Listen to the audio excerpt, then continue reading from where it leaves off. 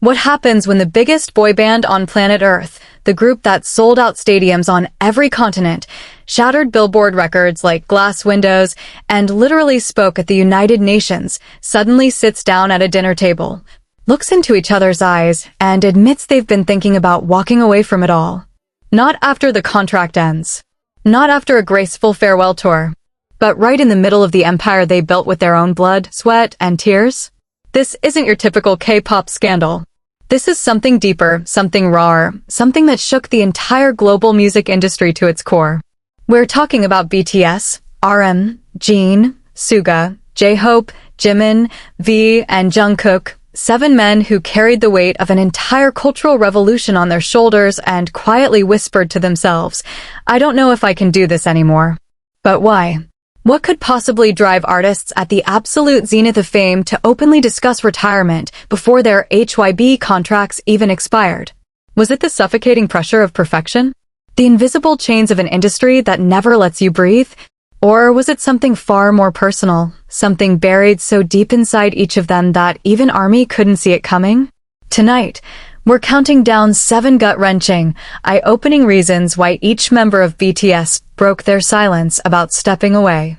And, trust us, number 1 will change everything you thought you knew about what it means to be a global superstar. Are you ready? Let's go. Number 7, J-Hope, the sunshine who is drowning behind his own light. You know him as the eternal sunshine of BTS. The guy who walks into a room and suddenly the air feels lighter, the colors feel brighter, and everyone, literally everyone, can't help but smile. Young Hoseok, better known to the world as J-Hope, has been the heartbeat of BTS's energy since day one.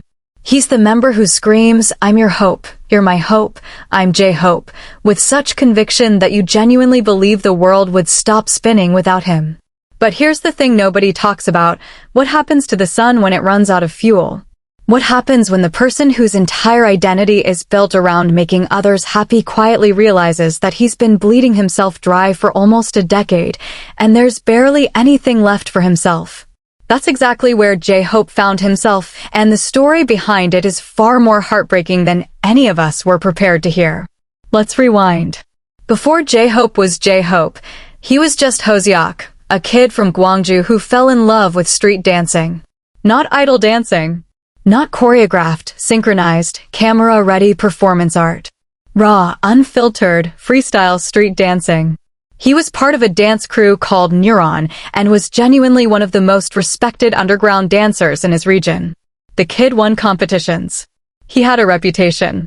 He had a style that was entirely his own. And then he auditioned for Big Hit Entertainment, and everything changed. When he joined the trainee system, Hoseok wasn't even supposed to be a rapper. He wasn't supposed to be the mood maker. He was a dancer, period. But the K-pop machine doesn't let you stay in one lane. The industry looked at his natural energy, his infectious smile, his ability to lift the mood of any room, and said, "That's your brand now. Your hope. Your sunshine. You are the antidote to sadness." And for years, he played that role flawlessly. Through BTS's early days of being mocked and dismissed, through the grueling years of sleeping in a single cramped apartment, through the explosive rise to global domination, J-Hope was always on. Always smiling. Always hyping. Always being the bridge between the quieter members and the chaotic energy that BTS needed to function. But behind the scenes, something was cracking. During the filming of BTS's documentary series, Burn the Stage, back in 2018, there were already glimpses. There's a scene, a painfully real scene, where J-Hope breaks down crying after a concert, not because something went wrong on stage, but because the emotional labor of constantly performing happiness was eating him alive. He sat there, tears streaming down his face, and said something that should have been a red flag for everyone watching. He was tired. Not physically tired, emotionally, spiritually, fundamentally tired of being the guy who could never have a bad day.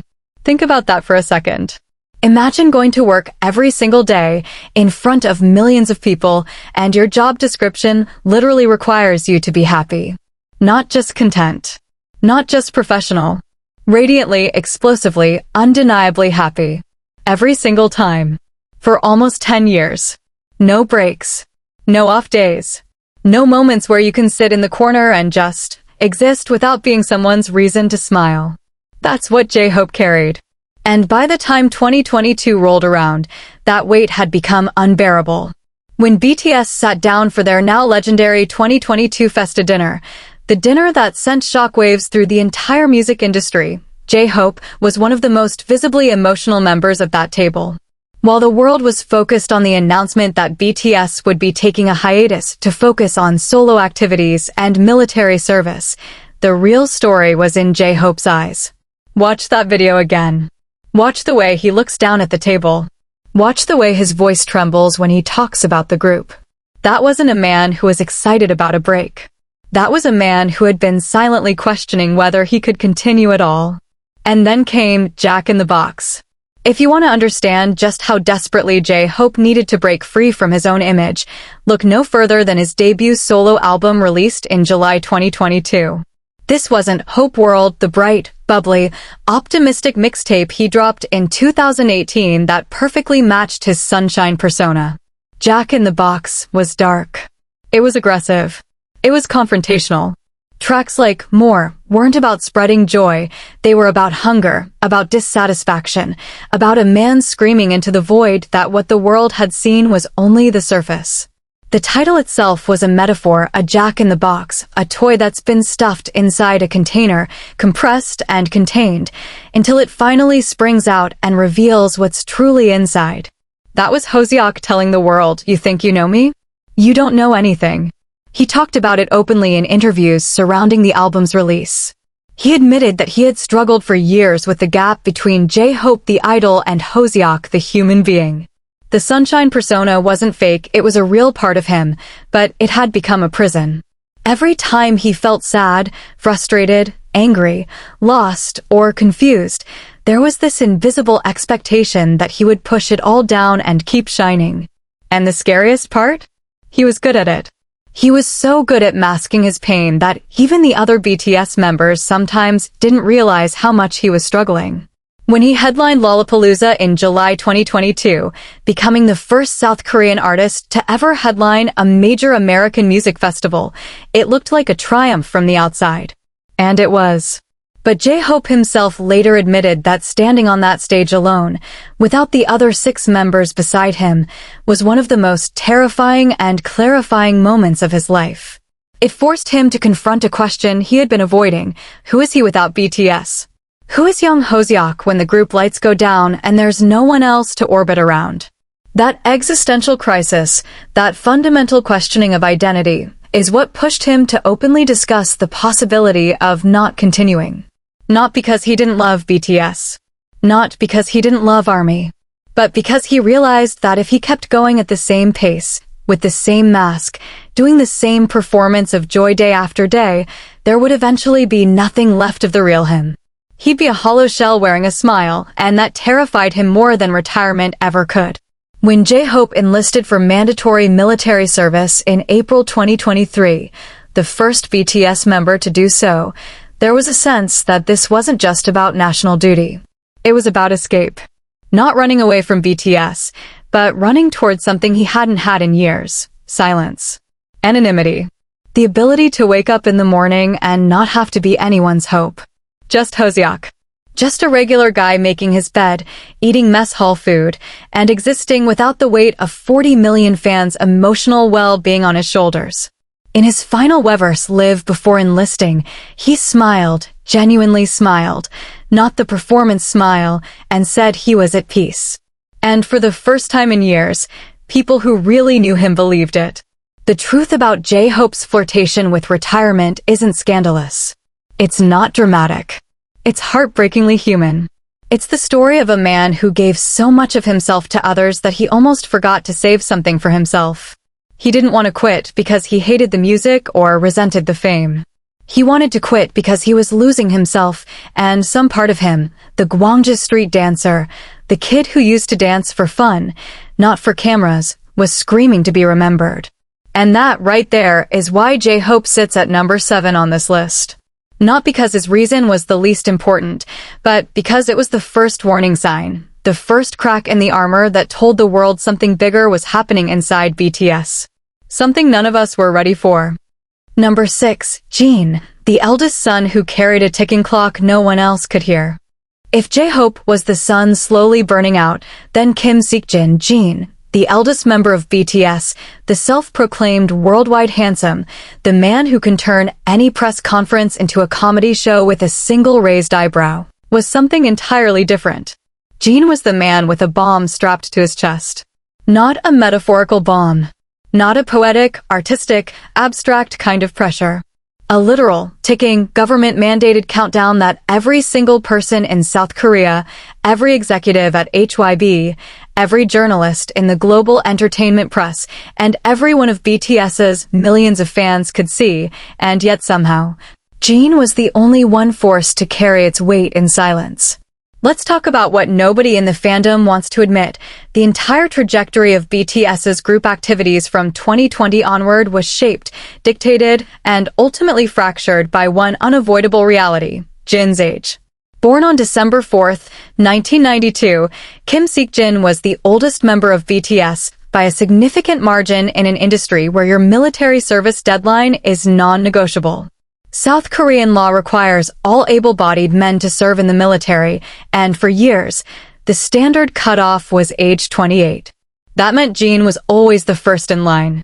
Always the one staring down the barrel of enlistment while the younger members still had years of runway. And here's where it gets complicated, messy, and deeply personal. Because of BTS's unprecedented global impact, the South Korean government actually amended the Military Service Act in 2020, nicknamed the BTS Law, which allowed top-tier cultural figures to defer their enlistment until age 30.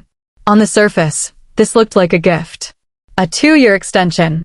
More time to perform, more time to release music, more time to be part of the group. But for Jin, that law was a curse wrapped in a blessing. Think about what that actually meant for him psychologically. The entire nation of South Korea was debating on national television, in parliament, in newspaper editorials, on online forums, whether Kim Seokjin, specifically, should be forced to serve or be exempt. Not BTS as a group. Jin. His name. His face. His age. His body.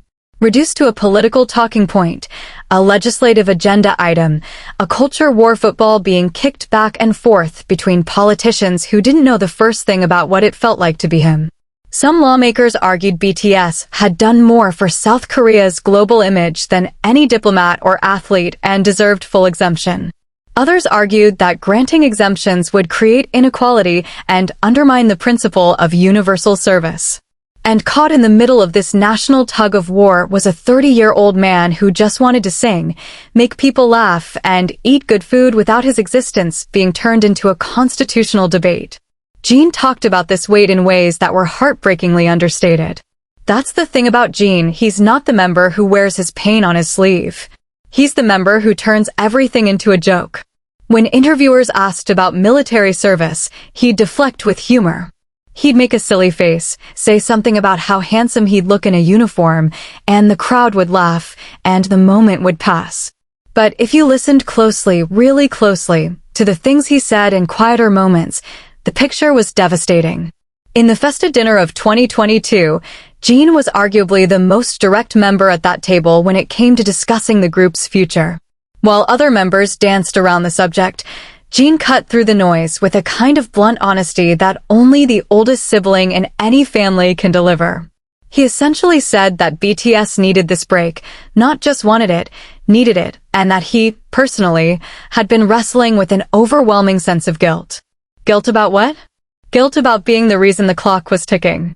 Guilt about the fact that his age was the axis around which the entire group's scheduling, planning, and future rotated. Every comeback, every tour, every album release from 2020 onward had an invisible asterisk next to it, before Jin has to enlist. He knew it. The members knew it. Hybe knew it. And that knowledge poisoned everything. Imagine being in a group with 6 other people you consider brothers, people you've lived with, fought with, cried with, grown up with, and knowing that your biological age is the single biggest factor determining when they all have to stop. Not their creativity. Not their desire. Not the market demand. Your birthday. How do you not internalize that as being a burden? How do you not lie awake at night thinking, if I were 2 years younger, we'd have 2 more years together?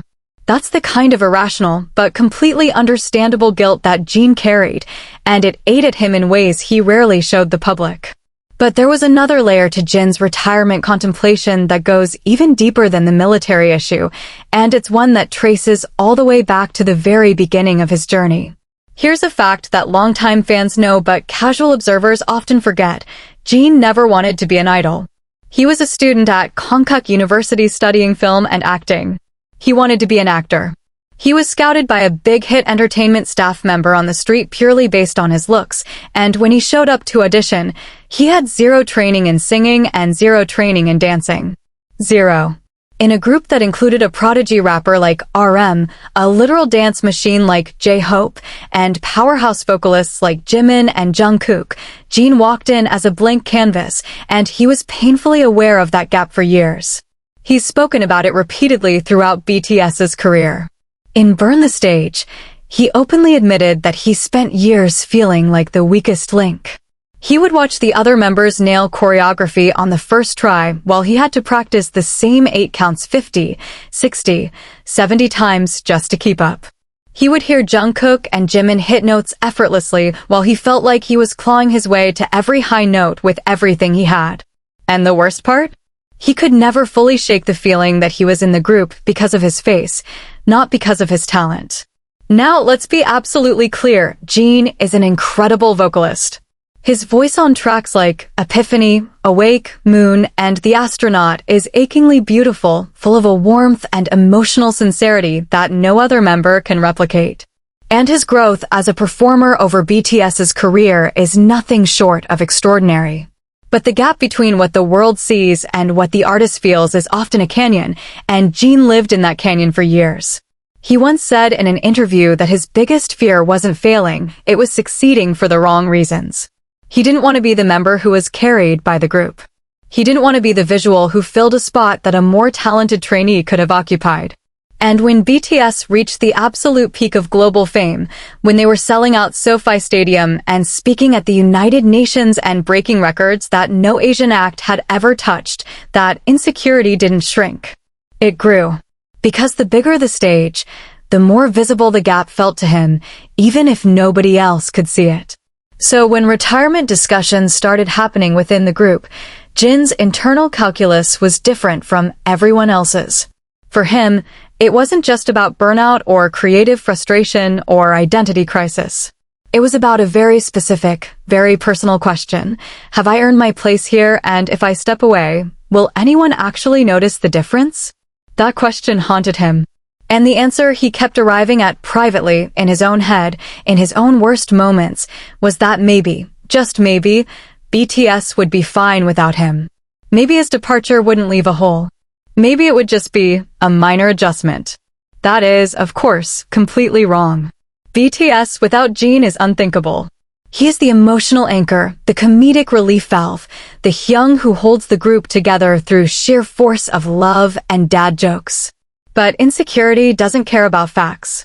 Insecurity whispers lies in a voice that sounds exactly like your own, and Jin had been listening to those whispers for a very long time. When he released The Astronaut in collaboration with Coldplay in October 2022, just weeks before his enlistment, the song wasn't subtle about what it represented. It was a farewell letter. The astronaut floating through space, looking back at a beautiful planet he loves but must leave behind. The lyrics, the melody, the music video, everything about that track screamed, I don't know if I'm coming back to this. Not to music. To this version of himself. To the Jin who stands on stage with 6 other men and pretends he belongs there without question. He enlisted on December 13, 2022, and the image of the other 6 members hugging him, crying, clinging to him as he walked toward the military processing center, told you everything you needed to know about how wrong his insecurity was. They needed him. They always needed him. But Jin needed to leave to finally understand that. And that right there is why Jin sits at number 6 on this list. Because his reason for contemplating retirement wasn't about exhaustion or artistic suffocation.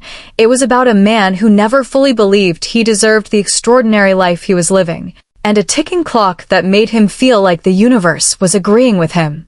Number 5. Jungkook, the golden boy who never got to be just a boy. There's a phrase that's followed Jungkook since he was barely old enough to drive, golden magne. The golden youngest. The kid who can do everything.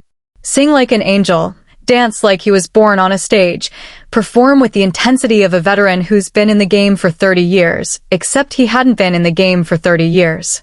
He'd been in the game since he was 15. 15. Let that number sit in your brain for a moment and really marinate. When most kids are worrying about algebra tests, navigating their first awkward crush, figuring out what kind of music they like, and trying desperately to carve out some shaky sense of identity in the chaotic mess of adolescence, Jungkook was sleeping in a cramped dormitory in Seoul, training for 12 hours a day and preparing to debut in a boy band that nobody believed in. He didn't choose this life because he fully understood what it meant. He chose it because a 14-year-old kid from Busan watched a guy named Kim Namjoon rap during auditions and thought, I want to follow that person. That's it. That was the decision. A child's instinct. A gut feeling. And that gut feeling catapulted him into a life that would give him everything the world considers valuable: fame, money, adoration, records, legacy, and quietly steal the one thing that money can never buy back: a normal youth. This is the part of Jungkook's story that fans romanticize but rarely confront honestly. We love the narrative of the prodigy. We love watching the skinny, doe-eyed kid from Busan transform into the commanding, tattooed, globally desired performer who can sell out a stadium on his name alone. It's a beautiful story. It's an inspiring story. But it's also an incomplete story, because the cost of that transformation is something Jungkook has carried in silence for years, and it's the core reason he openly contemplated walking away from everything before his contract with Hybe expired. Here's what people don't understand about growing up inside BTS. Jungkook didn't just join a group. He was absorbed into one. From the age of 15, every single formative experience of his life happened inside the BTS ecosystem. His friendships? The members. His social life? The members and staff. His sense of humor, his taste in music, his understanding of relationships, his worldview, his emotional development, all of it was shaped, filtered, and contained within the bubble of being a global idol. He didn't go to college. He didn't backpack through Europe. He didn't have a phase where he made terrible decisions at a part-time job and learned from them. He didn't sit in a dorm room at 2 a.m. with classmates arguing about philosophy or politics or the meaning of life. Every milestone that normal people use to figure out who they are was replaced, for Jungkook, by a schedule. A comeback schedule. A tour schedule. A recording schedule. A content schedule. An endless, relentless, beautifully curated schedule that left zero room for the messy, unstructured, absolutely essential process of just figuring yourself out. And for a long time, that was fine. Or at least it looked fine. Because Jungkook is, by nature, an incredibly adaptable person. He's the member who picks up skills freakishly fast, whether it's painting, filmmaking, cooking, working out, or learning a new vocal technique. The golden label wasn't just marketing. The kid genuinely excels at almost everything he touches, and that natural talent masked the growing void underneath.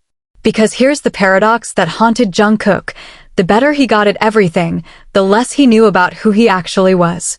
He could sing in any style. He could dance any genre. He could adapt to any concept, any aesthetic, any musical direction.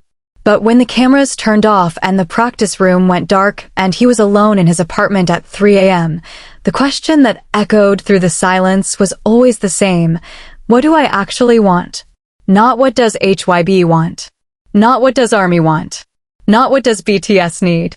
What does Jungkook, the human being, not the idol, not the brand, not the golden magne, actually want out of his one life on this planet? He didn't have an answer.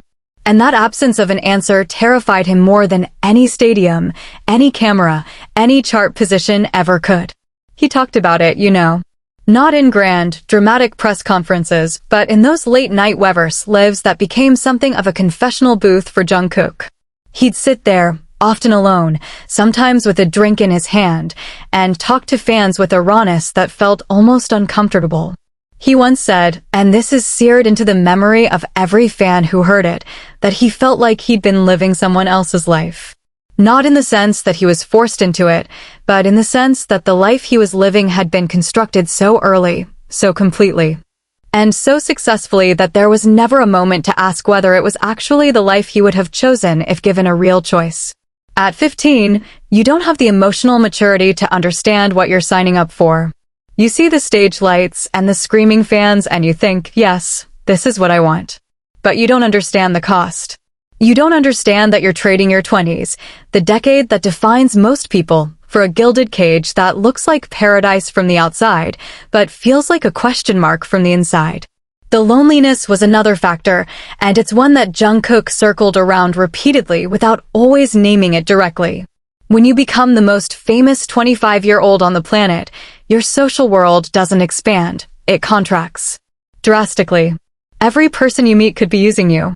Every friendship carries the asterisk of your fame. Every romantic possibility is a potential scandal that could trend worldwide and tank stock prices. Jungkook essentially lived in a social vacuum where the only people he could fully trust were the 6 men he'd been in a group with since adolescence, and even those relationships, as deep and genuine as they are, can't replace the breadth of human connection that a normal life provides. He needed friends his own age who didn't know him as Jungkook of BTS. He needed experiences that weren't content. He needed to walk into a bar and be nobody.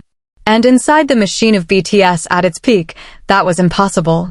When BTS announced their hiatus and members began pursuing solo activities, Jungkook threw himself into his solo career with a ferocity that surprised even people who knew him well.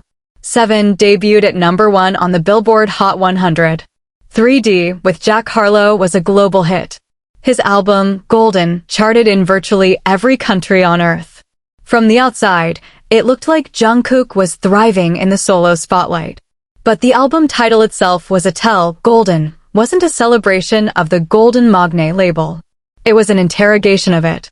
The album was Jungkook wrestling with the question of whether being golden, being perfect, being the one who never fails, being the standard, was a gift or a sentence. Tracks on that album explored themes of desire, freedom, identity, and the desperate need to be seen as a person rather than a product. And in the press run surrounding the album, Jungkook was more candid than he'd ever been. He admitted that there were moments, real, concrete moments, where he thought about stopping. Not because he hated performing. He loves performing. It's the one place where Jungkook feels fully alive and fully himself. But because the infrastructure around the performance, the industry, the expectations, the constant surveillance, the impossibility of growth in private had become suffocating. He wanted to make mistakes without them being broadcast to 40 million people. He wanted to try something and fail at it without it becoming a trending topic. He wanted to fall down, get messy, be imperfect, be human, and the golden cage he lived in didn't allow for any of that. There's a moment from the BTS documentary, Yet to Come, that captures this perfectly. Jungkook is sitting alone backstage after what would be one of BTS's final group performances before the hiatus, and his face isn't what you'd expect from someone who just performed in front of tens of thousands of adoring fans. He looks contemplative, almost sad. Not the sadness of loss, but the sadness of someone standing at a crossroads who isn't sure either path leads somewhere safe. He was 25 years old. He'd been an idol for 10 years. And he was staring at the very real possibility that the next 10 years of his life might need to look completely different, not because BTS had failed, but because Jungkook the human being had never been given a chance to begin.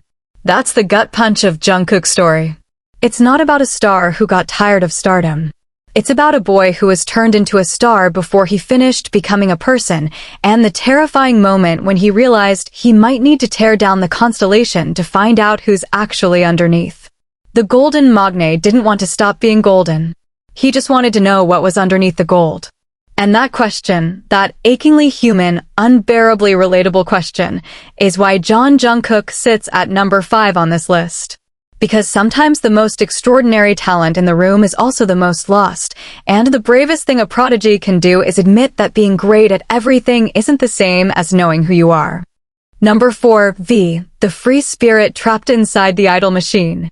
Let's talk about Kim Taehyung. And I mean really talk about him, not the V that the internet turned into a meme, not the V that fashion magazines put on their covers and called the most handsome man in the world, not the V that fans shipped with every breathing human he stood next to. The real Kim Taehyung. The one who grew up on his grandparents' farm in Gyeocheong, a tiny rural town tucked into the countryside of South Gyeongsang province, where the loudest sound wasn't a stadium full of screaming fans, but the wind blowing through rice paddies. The kid who wanted to play the saxophone. The kid who wasn't supposed to be an idol at all. The kid who was so hidden during BTS's pre-debut period that fans didn't even know he existed until just days before the group launched a ghost member, a secret, an afterthought who somehow became one of the most captivating performers the world has ever seen. That's the beginning of V's paradox, and it's a paradox that would eventually push him to the edge of walking away from everything. See, there's a fundamental tension at the core of Kim Taehyung's existence inside BTS, and it's one that the industry, the fans, and even the other members have grappled with for years. V is not built for the box that K-pop puts you in. He just isn't. The K-pop idol system is, by design, a machine of precision. Everything is choreographed. Everything is scheduled. Everything is optimized.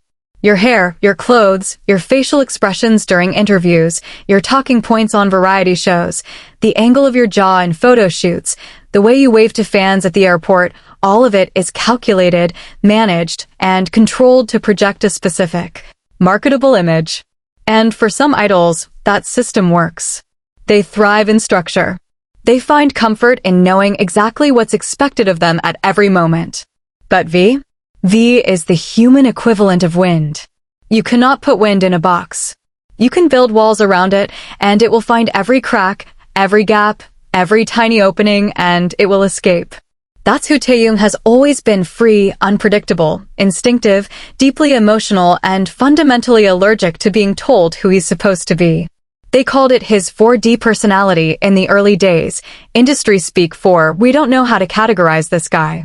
He'd say bizarre, wonderful, completely unscripted things in interviews that left the other members simultaneously laughing and panicking. He'd wander off during group activities like a curious child following a butterfly.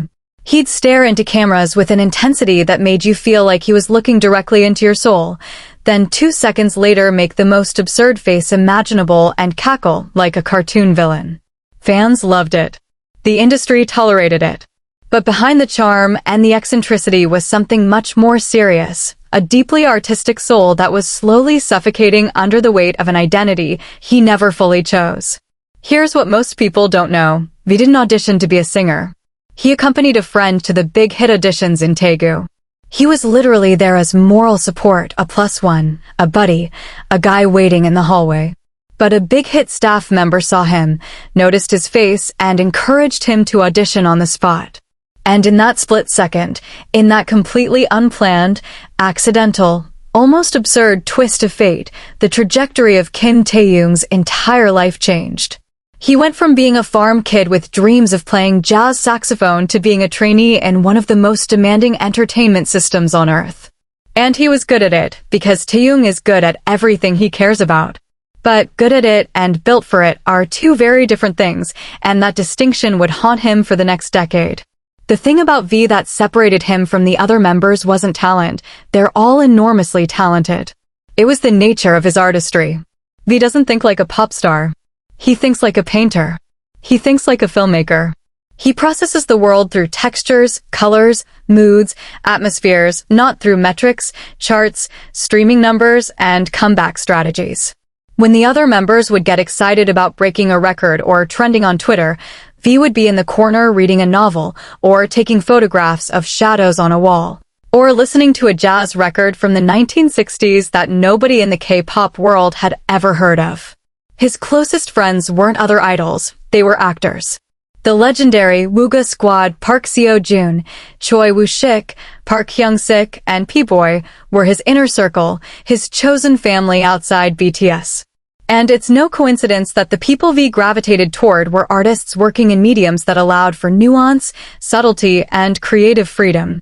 Actors get to inhabit different characters. They get to explore the full range of human emotion on screen. They get to be ugly, be broken, be villains, be lost. An idol gets to be one thing, the perfect version of themselves, polished and presented for mass consumption. And V wanted to be everything. He wanted to be messy. He wanted to be raw. He wanted to create art that didn't have to be catchy. He wanted to exist in a space where beauty wasn't measured by album sales.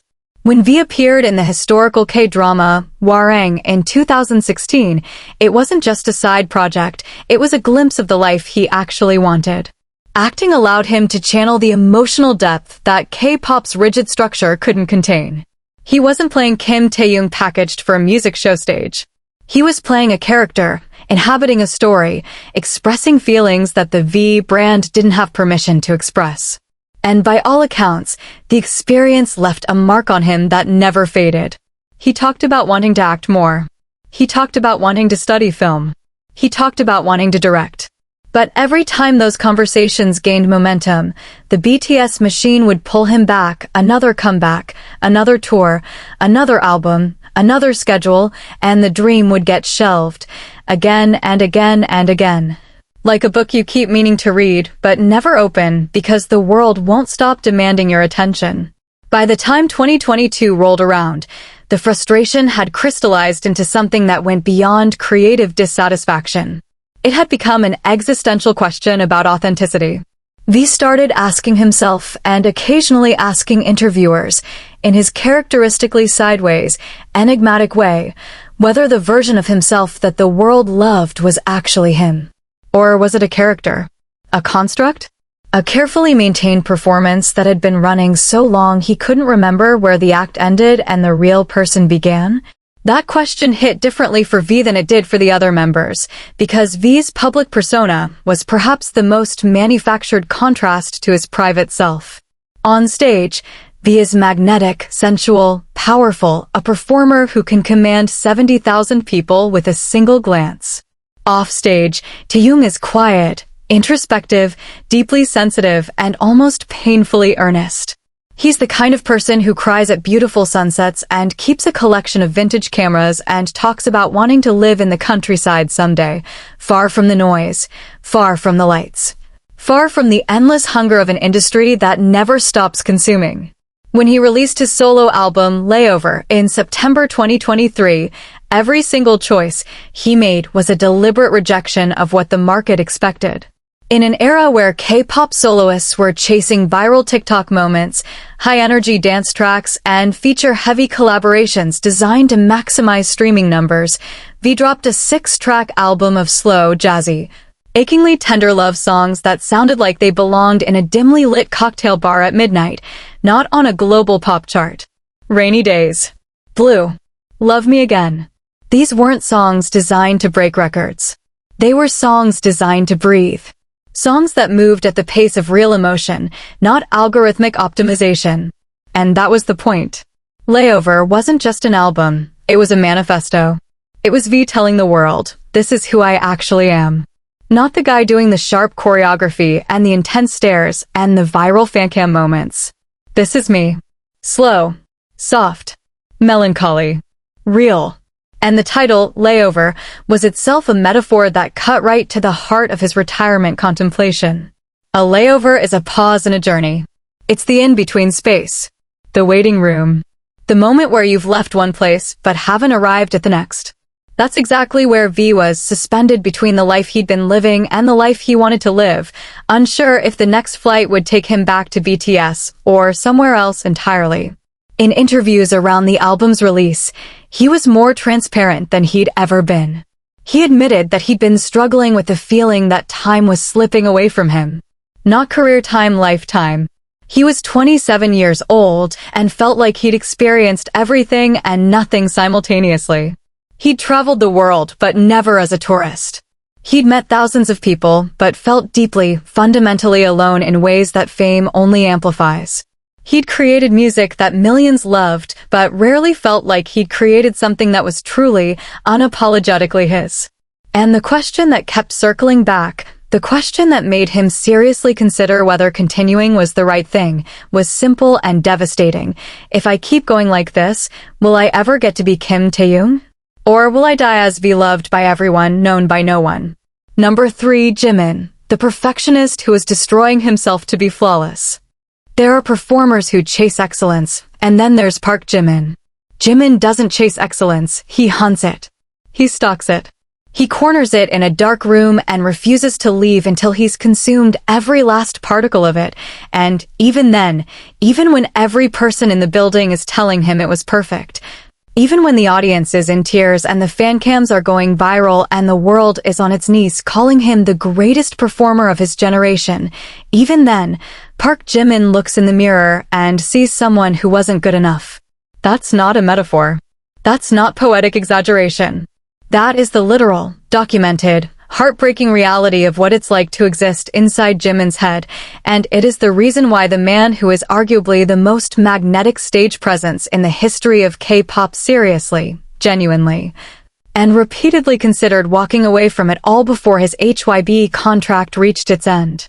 Let's start at the beginning, because Jimin's perfectionism didn't come from nowhere. It was forged. Before he was an idol, Jimin was a contemporary dance student at the prestigious Busan High School of Arts. Not hip-hop, not street dance. Contemporary, the art form that demands absolute control of every muscle, every breath, every micro-expression, every line of the body. Contemporary dance is built on a philosophy that your body is an instrument of emotional truth, and if a single finger is a millimeter out of place, the truth is broken. That's the artistic DNA that Jimin brought into BTS, and it shaped everything about how he approached performance, and, more dangerously, how he approached himself. From the very beginning of BTS's career, Jimin was the member who stayed in the practice room longest. Not by a little, by hours. The other members would finish rehearsal, shower, eat, unwind, and Jimin would still be in front of the mirror, running the same choreography over and over and over, dripping with sweat, muscles screaming, replaying footage of himself on his phone and dissecting every frame with the ruthlessness of a surgeon looking for a tumor. He wasn't practicing to get better. He was practicing to be perfect. And there's a crucial, devastating difference between those two things. Getting better is healthy. Getting better acknowledges that growth is a process, that imperfection is human, that today's best is enough even if tomorrow's best is more. Perfection doesn't work like that. Perfection is a moving target that accelerates the closer you get to it. It's a finish line that disappears the moment you're about to cross it.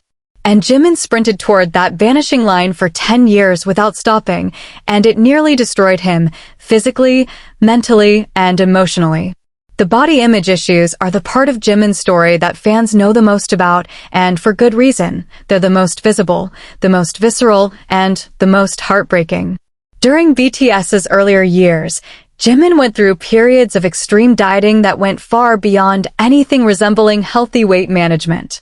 We're talking about a performer who was already lean, already fit, already one of the most physically demanding dancers in the industry, starving himself because he believed his face was too round, because he thought his cheeks were too full, because online comments, those vicious, anonymous, cowardly comments that populate the sewers of the internet, told him he was chubby, and some broken part of his brain decided those strangers were right and the mirror was lying.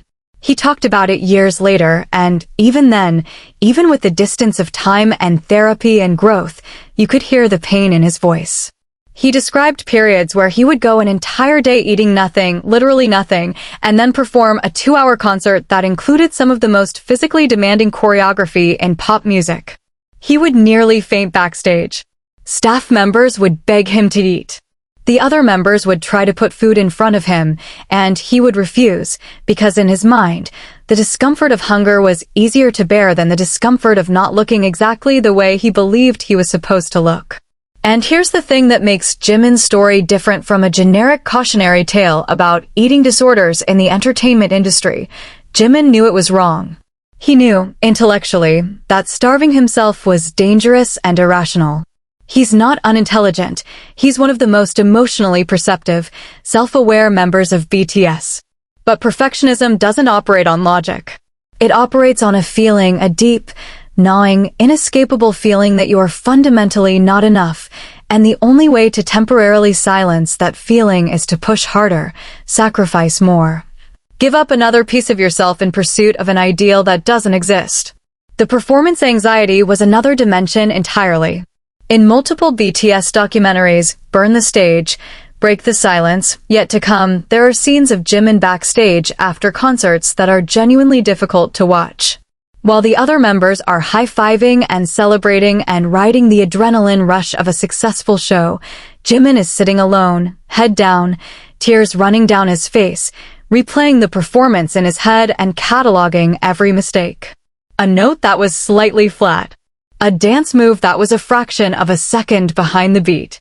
A moment where he felt his energy dip and he's convinced 50,000 people noticed, even though not a single person in that arena saw anything less than excellence. He would apologize to the other members. He would apologize to staff. He would go on Weverse and apologize to fans. And the thing that shattered people's hearts was that he was apologizing for performances that were, by any objective measure, extraordinary. Fancams of Jimin consistently go viral precisely because his performances are considered the gold standard of live K-pop. But Jimin couldn't see that. The gap between what the world saw and what Jimin experienced was a chasm so wide you could lose a person in it, and Jimin was lost in it for years. By the time the group began discussing their future in 2022, Jimin's internal world was a battlefield. The perfectionism had expanded beyond performance and appearance into an existential crisis about his worth as a human being. He started questioning not just whether his dancing was good enough or his face was thin enough, but whether he, Park Jimin, the person, was enough. Whether the love of millions of fans was real or conditional. Whether people loved him or loved the image of him. Whether, if he ever stopped performing at that impossible, self-destroying level of perfection, anyone would still care. That question, will they still love me if I'm not perfect? Is the most dangerous question a perfectionist can ask, because the perfectionist already knows the answer they're going to give themselves, and the answer is always no. When Jimin released his first solo album, Face, in March 2023, the title alone told you everything. This wasn't a celebration of independence. This wasn't a victory lap. This was a confrontation. Jimin was facing himself, all the parts he'd been running from, hiding from, starving away, and drowning in practice room sweat. The lead single, Like Crazy, debuted at #1 on the Billboard Hot 100, making Jimin the first Korean solo artist to ever achieve that milestone. From the outside, it was a triumph. From the inside, it was a question. Does this number change anything? Does this achievement finally fill the void? And the answer, as it always is with perfectionism, was no. Because the void isn't about achievement. The void is about self-acceptance, and no chart position in the world can substitute for looking in the mirror and saying, I am enough exactly as I am right now, without changing a single thing. Jimin wasn't there yet. He was closer than he'd ever been, but he wasn't there.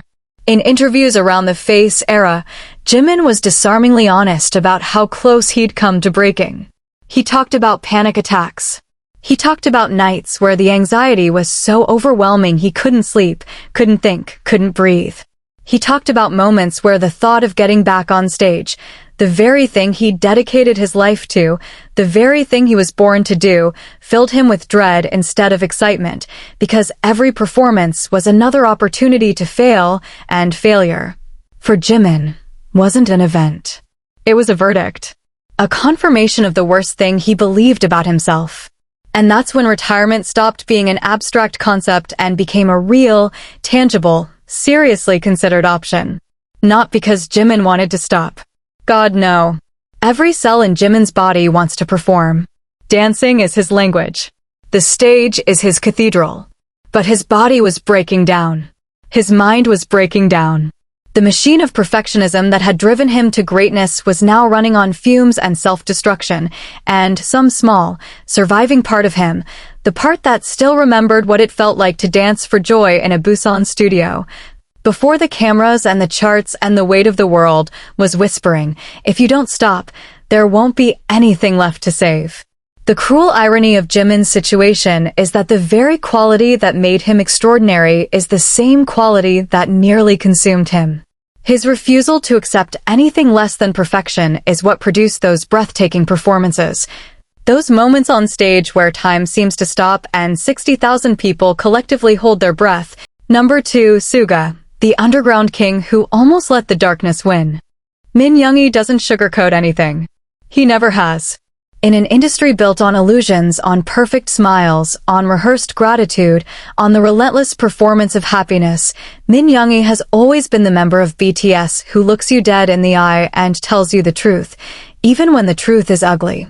Even when it's uncomfortable, even when it's the kind of truth that makes publicists break out in a cold sweat and managers reach for the phone to call damage control. And the truth about Suga, the raw, unvarnished, no-filter truth, is that this man has been at war with darkness his entire life. Not metaphorical darkness. Not artistic, poetic, aesthetic darkness that looks good in a music video. Real darkness. Clinical depression.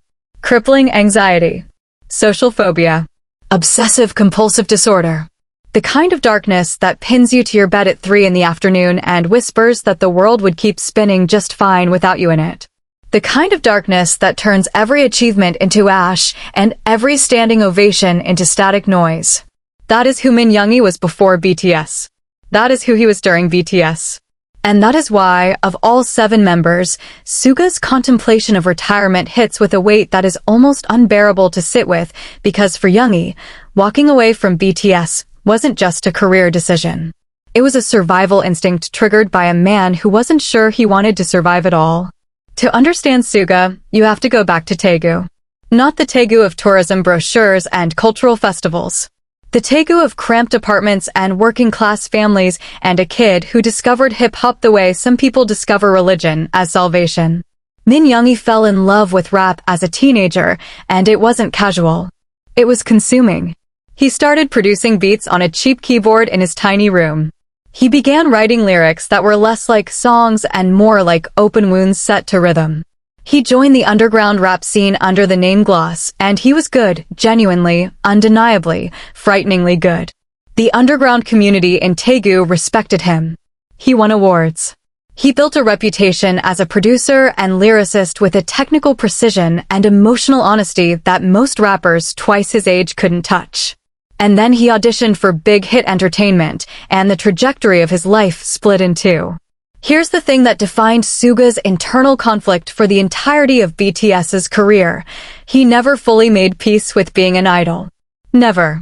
The underground rap scene in Korea has a very specific culture, and at the core of that culture is authenticity. You write about your real life. You say what you actually feel. You don't dance in synchronized choreography while wearing designer outfits and smiling for cameras. You don't compromise your art for commercial appeal. You don't perform happiness you don't feel. And the moment Min Youngie put on the idol uniform and stepped onto a music show stage to perform choreography, he never wanted to learn. A part of him, the gloss part, the underground part, the part that believed in raw, uncompromising artistic truth, started screaming. It never stopped. The early years were brutal in ways that go beyond the standard BTS underdog narrative. Yes, they were broke. Yes, they were mocked. Yes, they performed in front of audiences so small you could count heads on one hand. But for Suga specifically, there was an additional layer of suffering that the other members didn't carry, the shame of the underground community turning its back on him. When he became an idol, the same scene that had embraced him as Gloss rejected him as Suga. Former peers called him a sellout. People he'd considered friends and collaborators mocked him for going commercial. The credibility he'd spent years building in Taegu's rap circles evaporated overnight, and the message was clear: you chose money over art, and we don't respect you anymore. That rejection cut Youngie to the bone, and it fed directly into the depression that had already been stalking him for years. Because Suga didn't become an idol for money. He became an idol because it was the only door that opened. Big Hit offered him a path to make music professionally, to produce, to write, to create on a level that the underground couldn't sustain financially. He took the deal because the alternative was going back to a life where he couldn't afford to eat, where his parents worried about him constantly, where the music he loved wasn't enough to keep the lights on. It was a pragmatic decision made by a desperate young man, and the guilt of that pragmatism, the feeling that he'd traded his soul for a paycheck, haunted him for years. And then there was the accident. Before BTS debuted, during his trainee days, Youngie was working a part-time job as a delivery boy to make ends meet. One day, he was hit by a car. The accident severely injured his shoulder, and because he was just a trainee, not yet a debuted idol with insurance and medical support, the treatment he received was inadequate. The shoulder never fully healed. For the next decade, Min Youngie performed on stages around the world with chronic pain radiating through his body every single time he raised his arm, every single time he executed choreography, every single time he gripped a microphone. He didn't talk about it for years. He just performed through it. Swallowed the pain like he swallowed everything else, silently, stoically, with that trademark Youngie expression that says, "I'm fine," in a voice that means, "I'm not fine, but I'd rather die than admit it." He finally had surgery in November 2020, and the recovery period forced him into a stillness that was, paradoxically, both healing and devastating. Because when Suga stopped moving, when the show stopped, the rehearsals stopped, the constant forward momentum of BTS's schedule stopped, he was left alone with the one thing he'd been running from his entire career, himself. The Auguste trilogy is where Suga's truth lives. Not in BTS's discography, as brilliant as it is, but in the 3 solo projects he released under his alter ego, Auguste.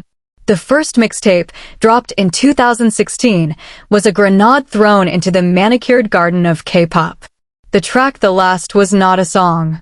It was a confession. Over a beat that hit like a sledgehammer, Min Youngie rapped about his depression, his OCD, his social anxiety, his visits to the psychiatric ward, and his use of medication. In an industry and a country where mental health was still wrapped in layers of stigma and silence. He rapped the line that stopped the internet cold. "On the outside, I was clean, but inside, I was a wreck." That wasn't a lyric. That was a diary entry set to music, broadcast to millions of people by a man who decided that if his art wasn't honest, it wasn't worth making. D2 in 2020 went deeper. And D-Day in 2023, the final installment of the trilogy, released as a full album, was the culmination of everything Youngie had been carrying, processing, and fighting through since he was a teenager in Daegu with a cheap keyboard and a head full of shadows. The album's accompanying documentary, Road to D-Day, showed Suga traveling the world, visiting other artists, searching for meaning in music and in himself. And in those quiet, unguarded moments captured by the documentary cameras, you saw something that Suga rarely lets the world see: vulnerability without armor. He talked about periods during BTS's career where the depression was so severe he couldn't function. Not, "I felt sad," depression. "I could not physically get out of bed," depression. "I could not see a reason to continue existing," depression. He talked about sitting in hotel rooms in cities he couldn't name, in countries he couldn't remember, surrounded by luxury and adoration and every material comfort a human being could want, and feeling absolutely, completely, terrifyingly nothing. Not sad. Not happy. Nothing. A void where a person used to be. And that void is where the retirement conversation lived for Suga. Not in the logical, strategic, career planning part of his brain that could weigh pros and cons and market viability. In the void.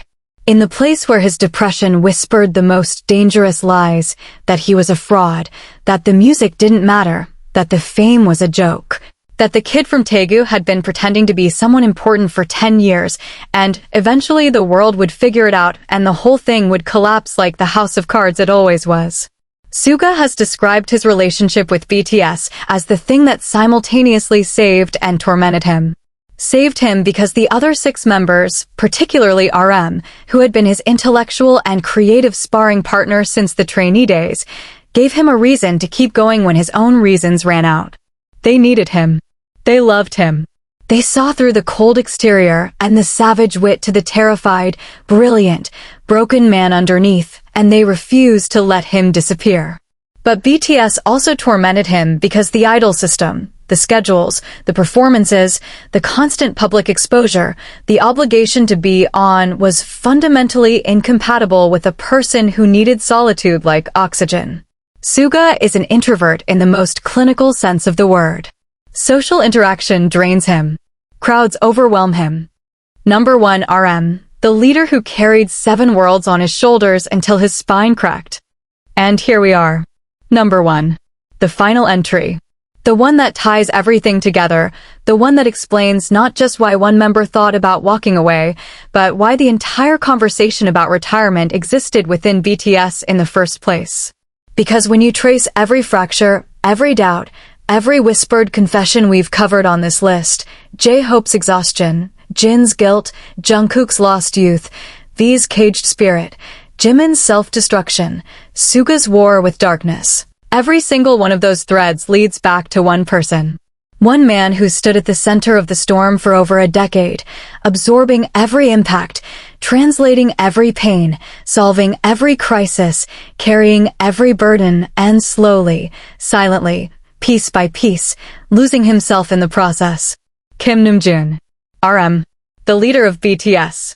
The architect. The philosopher. The diplomat. The man with the 148 IQ who taught himself English by watching Friends reruns in his bedroom in Ilsan. The man who spoke at the United Nations not once, not twice, but 3 times and made world leaders listen. The man who turned a failing entertainment company's last-ditch boy band project into the most important cultural force of the 21st century. The man who gave everything to BTS and, in the quiet aftermath of that giving, realized he had almost nothing left for himself. Let's talk about what it actually means to be the leader of BTS, because the title leader in K-pop is wildly misunderstood by people outside the industry.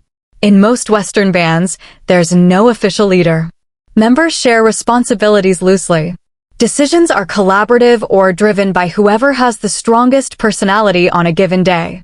In K-pop, the leader is a designated role with very specific, very heavy expectations. You are the spokesperson. You do the talking in interviews, press conferences, award show speeches, and variety show appearances. You are the mediator. When members fight, and they fight because they're human beings living in each other's pockets under impossible pressure, you're the one who steps in, absorbs both sides' anger, and finds a resolution. You are the quality controller. You oversee rehearsals, monitor performance standards, and push the group toward excellence without pushing so hard that people break. You are the shield. When the public attacks, when the media distorts, when anti-fans send death threats, when controversies erupt, you're the one who steps in front of the bullet. Now multiply all of that by the scale of BTS. This isn't a group with a modest domestic following.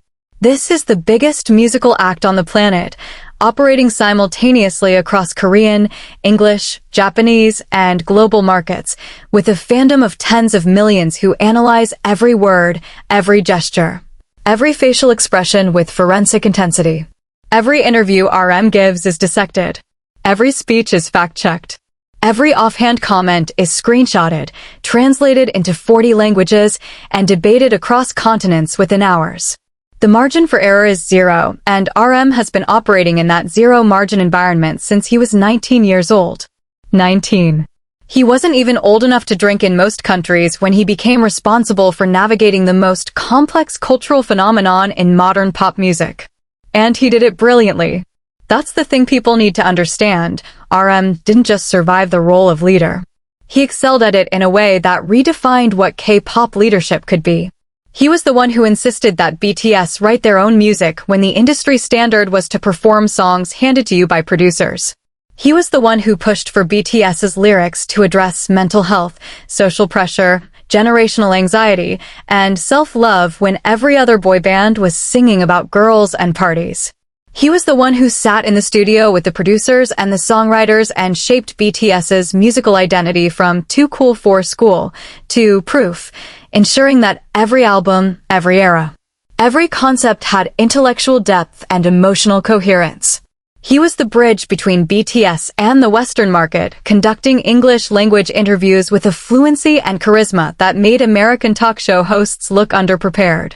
He was the bridge between BTS and Hybe's executive team, advocating for the members' creative freedom while navigating the business realities of a publicly traded entertainment conglomerate.